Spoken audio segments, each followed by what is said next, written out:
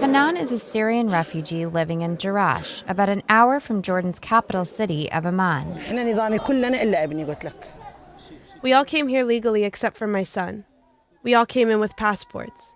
She and her family are not allowed to work due to a strict government policy prohibiting refugees from seeking employment. That forces them to depend entirely on aid for survival. My husband doesn't work. The source of our income comes from the money we brought with us when we first came to Jordan. And now the refugee agencies help us a little. Sometimes help comes our way, and this is how we're living. It's not a stable life that people are living here. Jordan is a small country with a population of approximately 6 million people. But in recent years, this small country has had to accommodate an additional 1.2 million people into its population as a result of the war in Syria and the refugees who are pouring across the border of Syria and Jordan. The influx of Syrians is already impacting Jordan's economy. To protect its own citizens and minimize resentment towards the refugees, the government instituted a policy that requires Syrians, even those here legally like Hanan, to get permits before they can work. And permits are hard to come by. No permit, no job.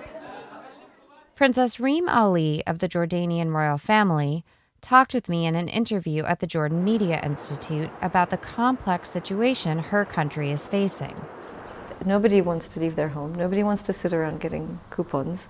People want to work. People want to, but of course it's difficult because there's already a lot of unemployment among Jordanians.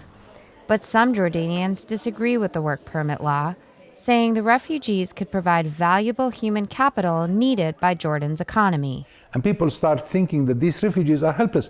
But had you allowed them to work under the law, you would have had a bonanza, because you would improve the efficiency of your labor force. This is what they trained us in economics, because you can get cheaper labor who are trained. You didn't have to pay to train them. They're skilled people.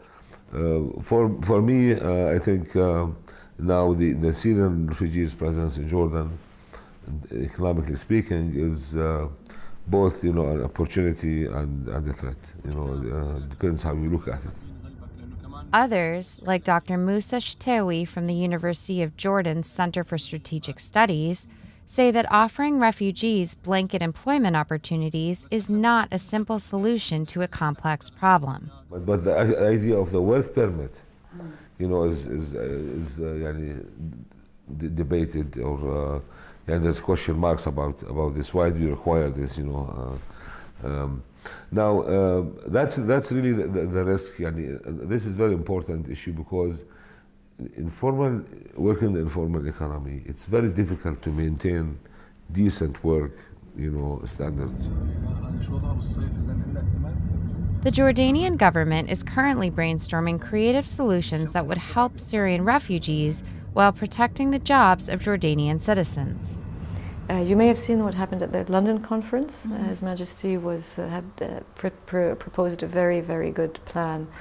And we were very excited because it looks like it's been accepted. And if it works out as His Majesty and the Jordanian government have suggested, then it does mean that we will be able to give work to Syrian refugees and match the employment that is given to Syrians by giving employment to Jordanians as well.